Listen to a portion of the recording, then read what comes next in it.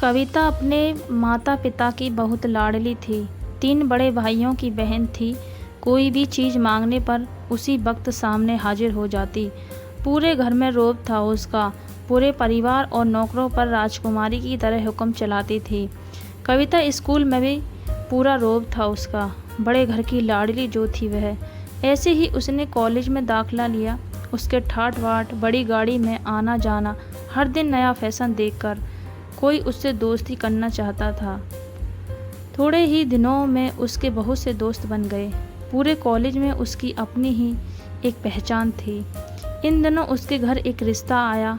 खानदानी लोग थे और पापा की पुरानी जान पहचान थी।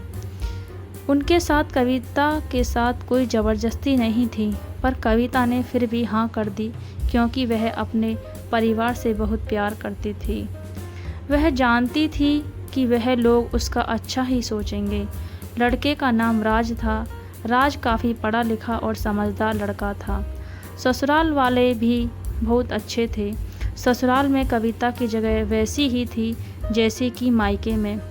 कोई भी कार्य कविता की सलाह के बिना नहीं होता था। सबकी लाडली बहू बन गई थी वह। फिर उसके घर एक बेटे का जन्म हुआ। राहुल कविता को जान से प्यारा था। पोता पाकर ससुराल वाले तो फूले नहीं समाते थे। कविता भी कभी कभी सोचती कि उसकी किस्मत कितनी अच्छी है। उसका हर अपना उसे कितना प्यार करता है। चाहे जीवन में कैसा भी समय आए, मेरे अपने हमेशा मेरे साथ हैं। मैं कभी अकेली नहीं हो सकती। कितनी खुशकिस्मत हूँ मैं। पर शायद कविता की खुशियों को उसकी अपनी ही नज़र लग गई थी। एक दिन वह मायके जाने की जिद कर बैठी। राज को बहुत काम था, लेकिन वह फिर भी उसे ले गया। रास्ते में उनकी गाड़ी अन्य गाड़ी से टकरा गई। कविता, राज और राहुल बहुत बुरी तरह से जख्मी हो गए।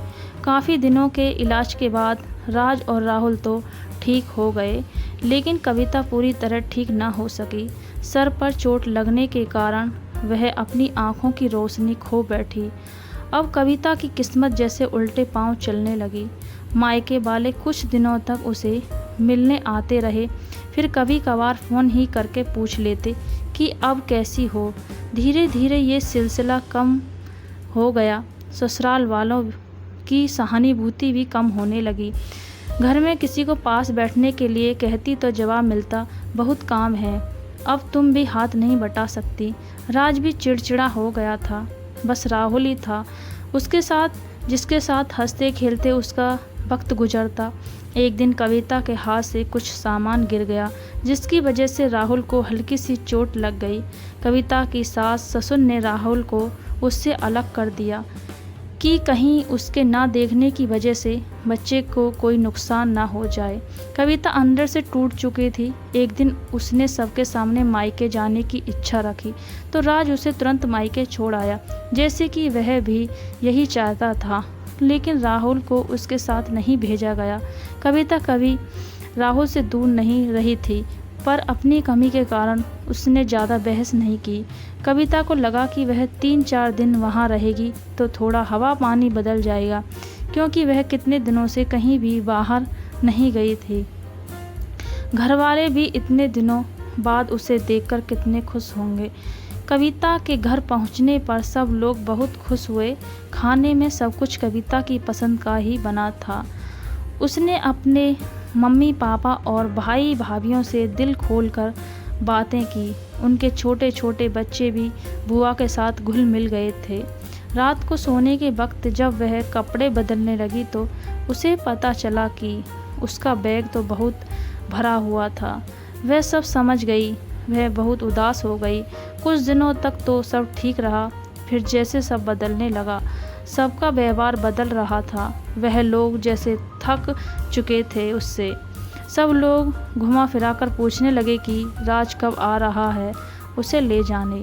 वह बहाना बना देती, जबकि वह जानती थी कि उस घर में अब उसके लिए कोई जगह नहीं। कविता से चलते वक्त कुछ न कुछ नुकसान हो जाता। थोड़ी बहुत टोका टोकी उसे सुनाई नहीं देती, वह टाल देती। एक दिन उसके हाथ से लगकर एक कीमती फूलदान टूट गया। छोटी भाभी ने बहुत हंगामा मचाया। कविता के माता पिता रोज रोज के झमेलों से तंग आ गए थे। उन्होंने राज को खुद से फ़ोन कर दिया। राज कविता को अपने घर ले गया।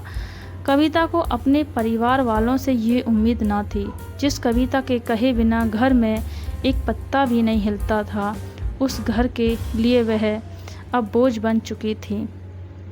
राज के साथ ससुराल आते वक्त वह बहुत खुश थी, क्योंकि वह अपने घर जा रही थी, अपने जिगर के टुकड़े राहुल के पास।